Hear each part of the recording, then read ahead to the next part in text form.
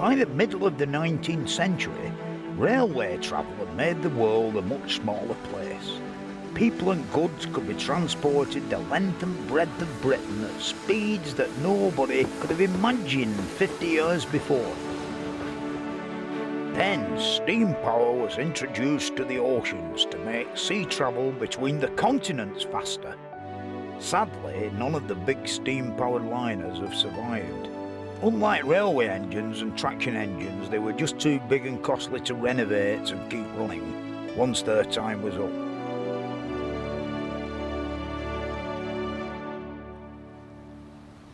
But you can still get a feel of what a steamship was like, because there's still some of the smaller ones around. This lovely old steamboat is the SS Sir Walter Scott, built in 1899 by William Denny of Dumbarton. In them days, nearly every Scottish loch had some sort of steamship company plying on its waters to supply the houses and farms round the edges. When it was actually built, it were no great shakes, you know, it was just another steam launch on one of the Scottish lochs. But now, because it's survived, it's quite unique. It's the only one left. And one of the reasons it's survived is it doesn't do any polluting. Unlike a diesel engine that spits all sorts of stuff out into water, a steam engine doesn't. The water of Loch Katrine is the actual drinking water of Glasgow. So they can't afford to muck it up by having diesel engines like on Lake Windermere and places like that. There's nothing actually leaves the boat and goes into the lake. So let's have a look at the engine. This is it. This is what's known as a triple expansion marine engine. And it was really perfected by an American called John Elder in the late 1880s. And of course, eventually it became to be the main unit of propulsion in almost every ship they ever built. And in my opinion, it's not gone for any better. I mean, if you go in a modern ship and there's a diesel engine driving it, it's driving an oil tanker a little bigger than this, but the noise it makes is incredible. The man who looks after it isn't in lovely, tranquil surroundings like what we are down here. He's in a soundproof box with earmuffs on because of the bloody noise. And in my opinion, we've gone backwards when it comes to looking at something like this on the SS Walter Scott. 100 years old and sweet as a nut. The triple expansion engine turns a screw propeller, and it's this that powers the ship through the water. And very nice it is too.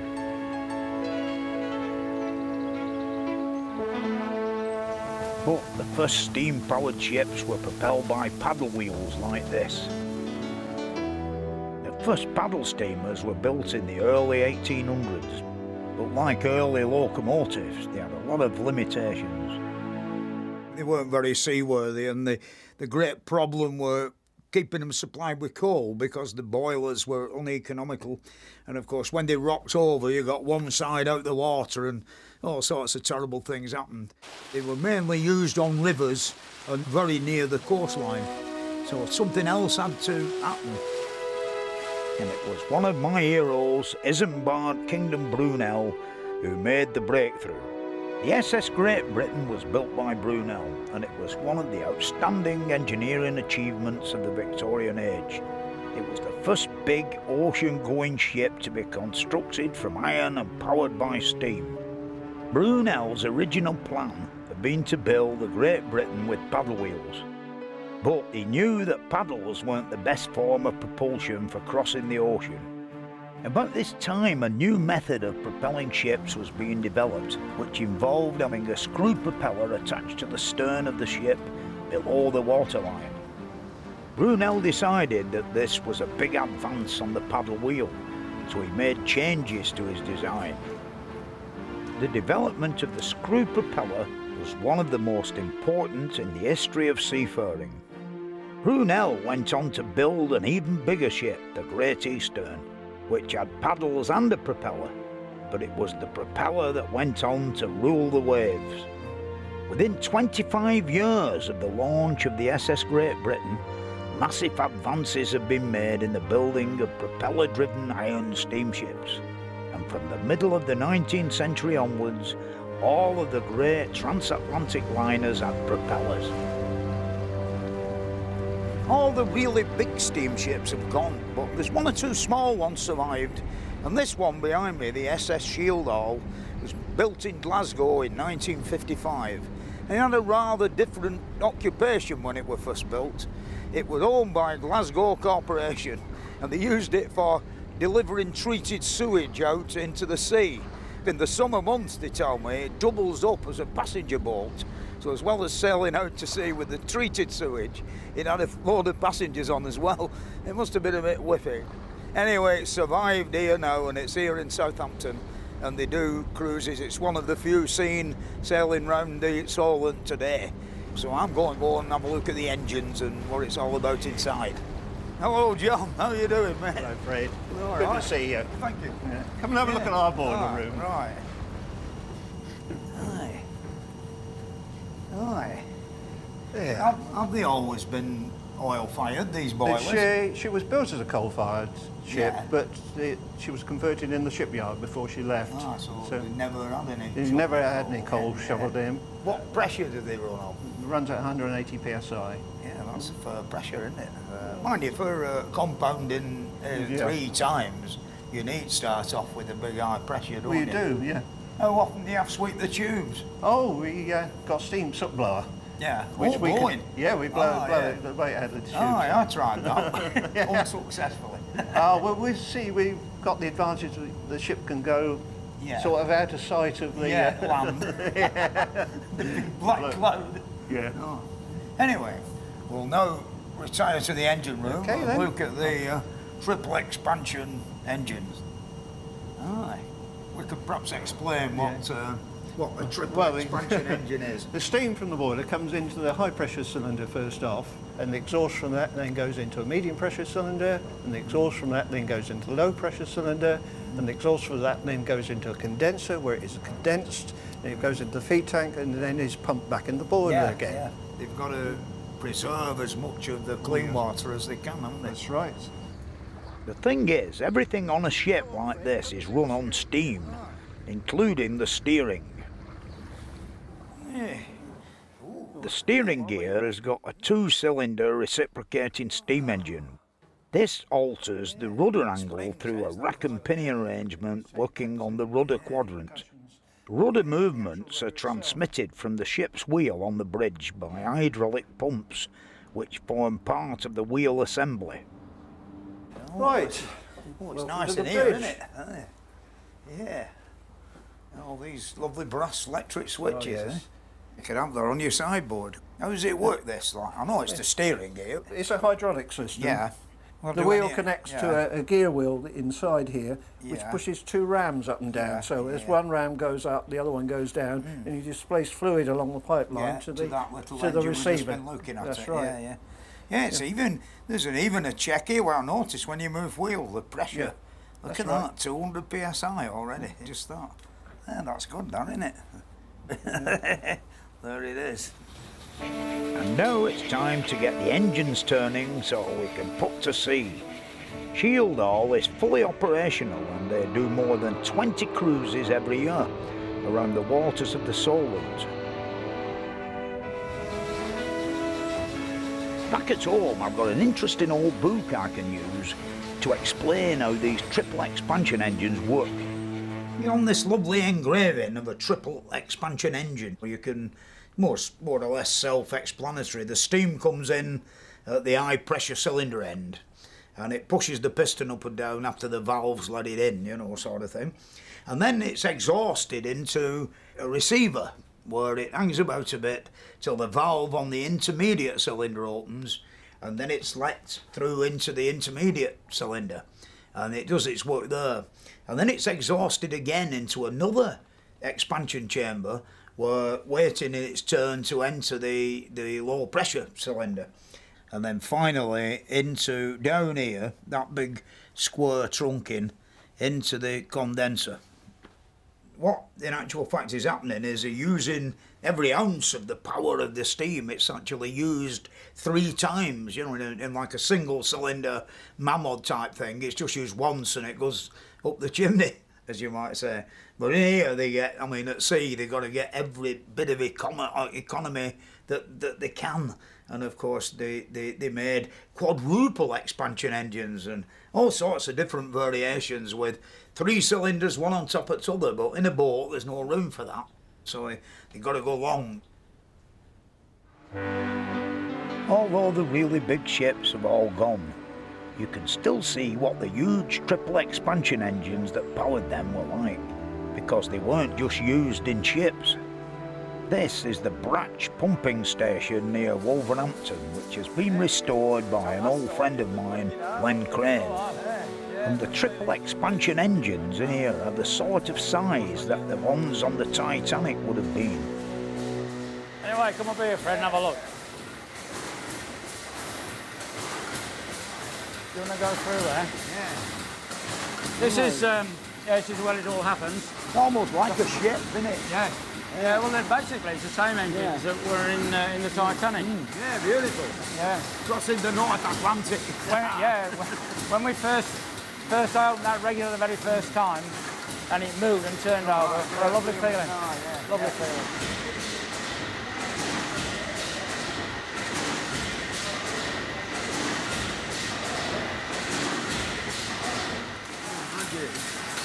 Beautiful.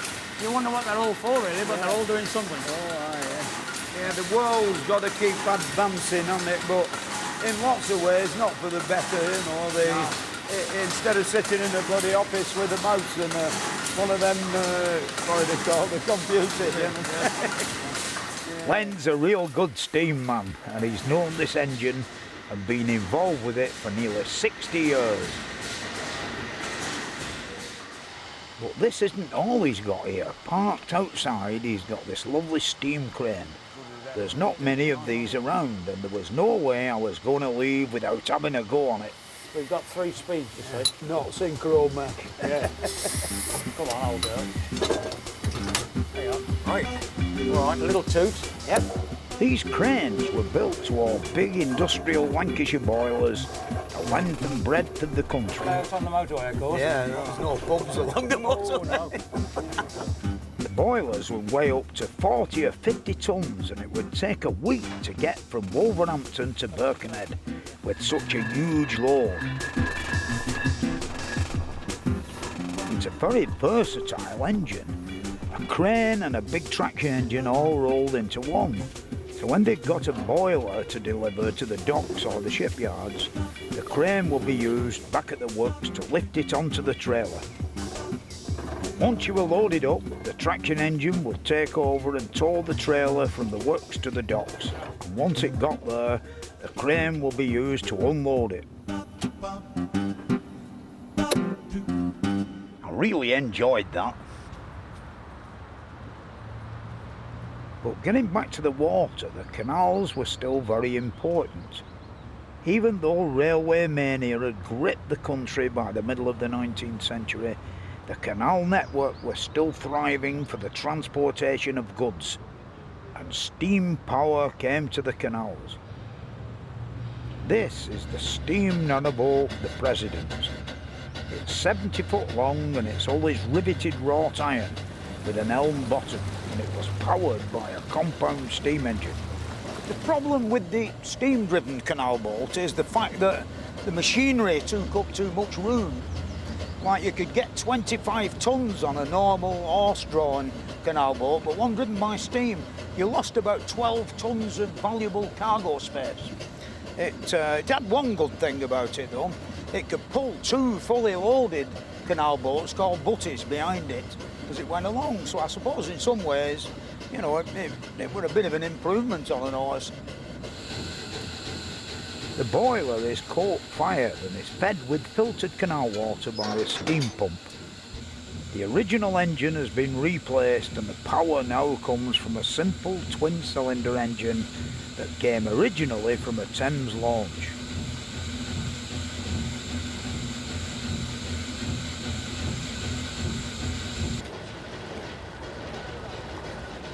On the canals, the steam engine was put to a variety of other uses, especially for pumping. This is the Crofton pumping station on the Kennet and Avon Canal near Marlborough in Wiltshire. The canal which connects London to Bristol at this point is much higher than any natural source of water. And of course, every time a boat comes to cross over the summit, the water's got to be pumped up out of the river by the beam engines to enable the locks to work properly. The beam engines were installed at Crofton to make sure that the locks always had a supply of water. The locks are actually 14 feet wide and 75 feet long and contain 70,000 gallons. Every time a canal boat comes along, 70,000 gallons of water has got to be pumped out of the river at the other side of the canal. The building that houses the engines is over a total of 3 floors.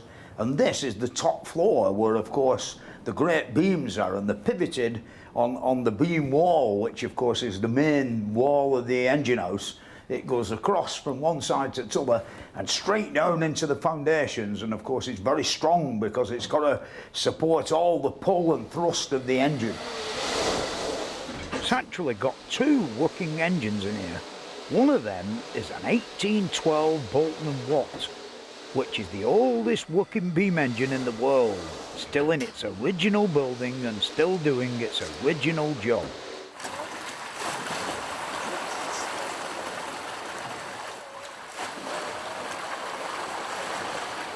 On the middle floor, like, you get some idea of the feeling of power.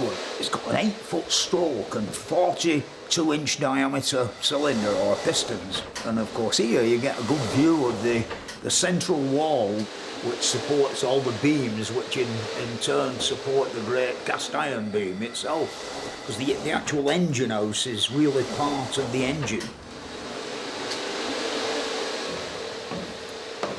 This is the ground floor where the engine's control from, and at this end is the actual pumping end.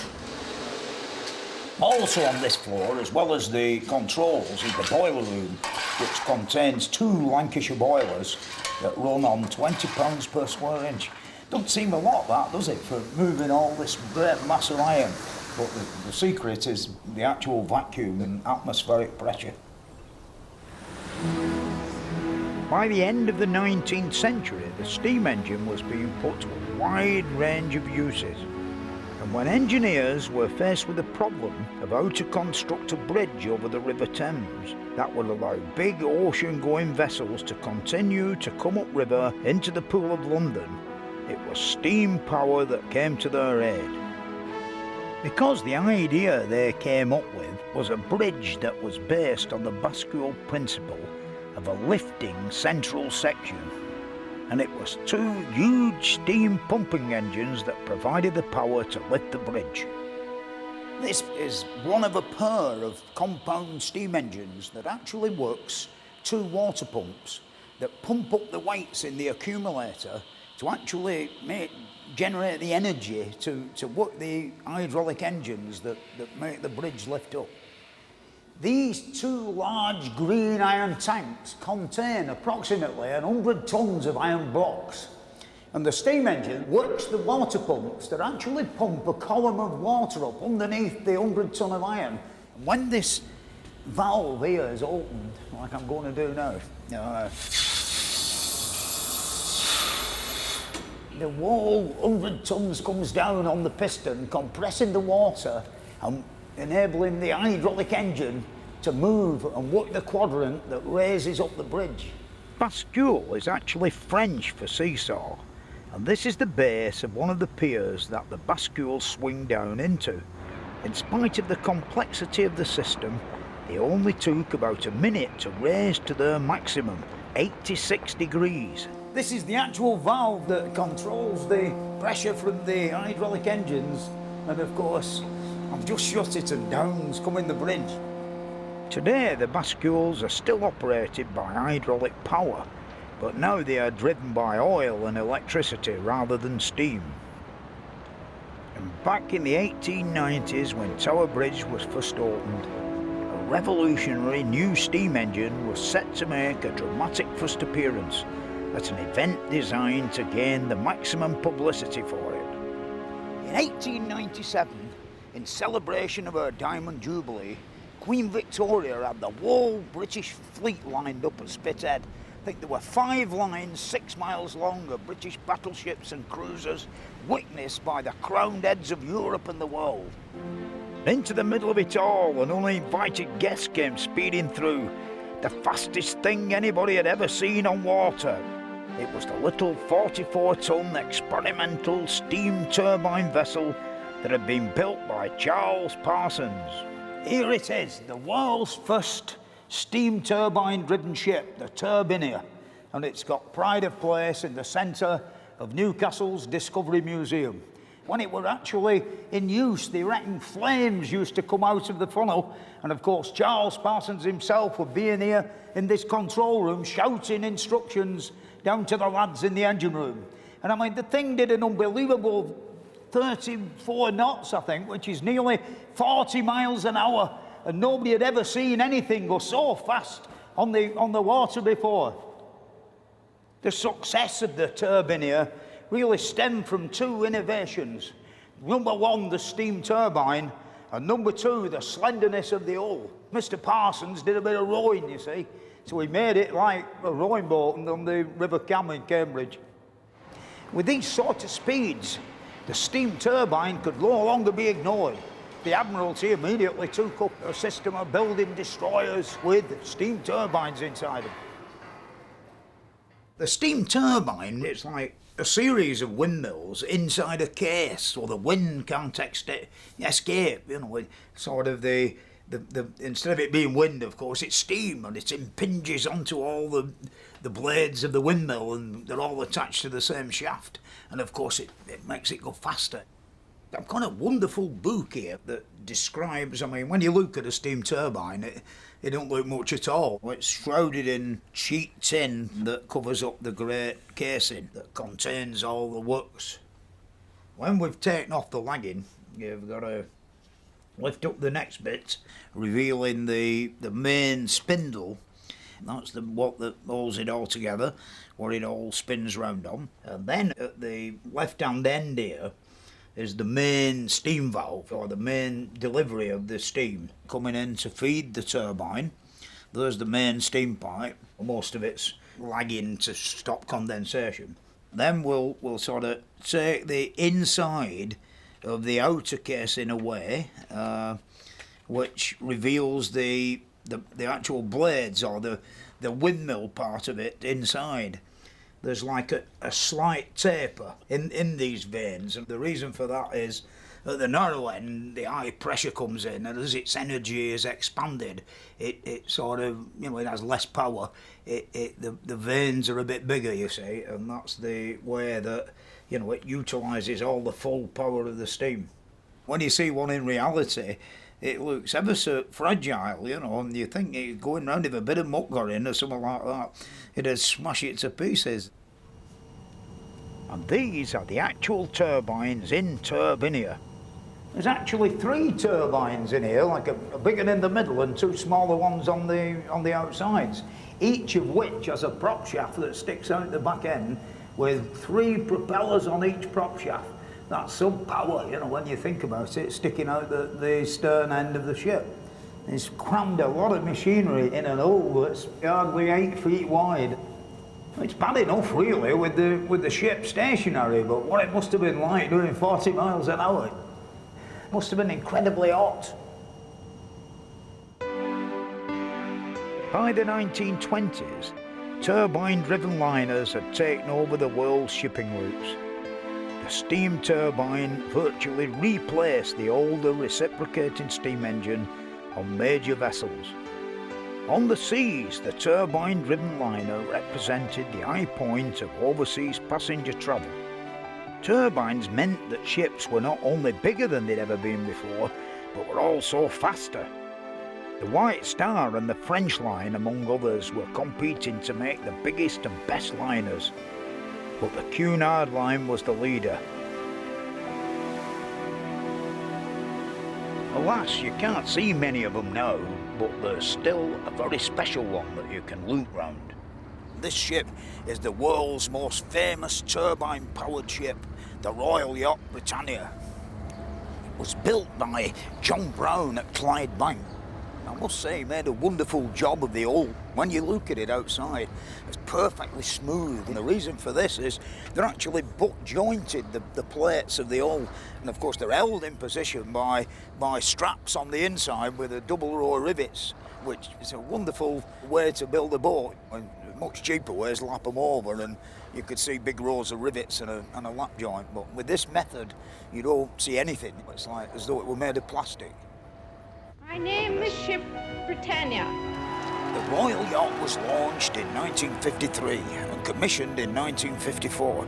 And between then and 1997, it ferried the Queen and the royal family around the world almost 1,000 times.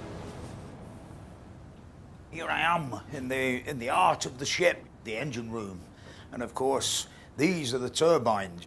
The steam comes from the boiler house along this big fat pipe here into the high pressure cylinder, which is the smaller of the two black things.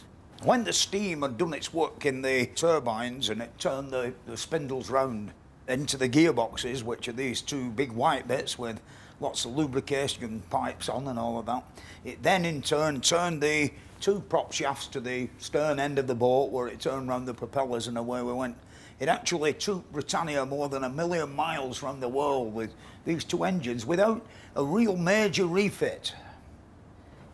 This is one of the two great gearboxes that transmit the power from the turbines to the prop shafts. The prop shafts are 30 metres long and about 12 inches diameter, and turn the propellers at the other end, at the stern end of the ship, which are 10-foot diameter.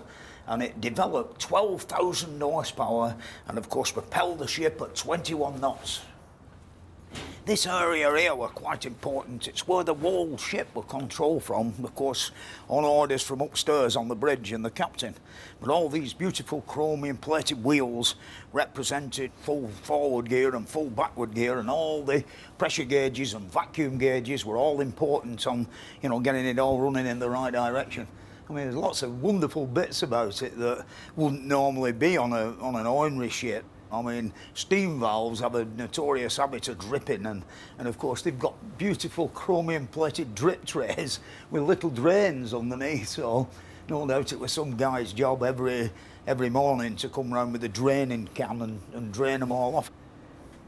When you've done with the main steam turbines that propel the ship, you've still not done with steam round here. There's another 3 steam generating sets. I'm stood here in sort of a miniature power station with 3 steam turbines that generate all the electricity for the ship. Charles Parsons had revolutionised marine propulsion with his invention of the steam turbine.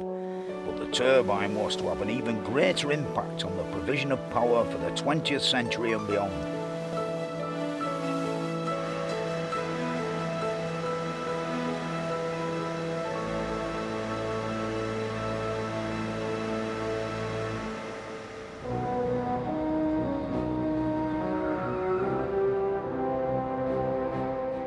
Enter a labyrinth of curiosity to find answers to questions that have mystified, perplexed and challenged. Simply listen to Inside Science, now on Sounds.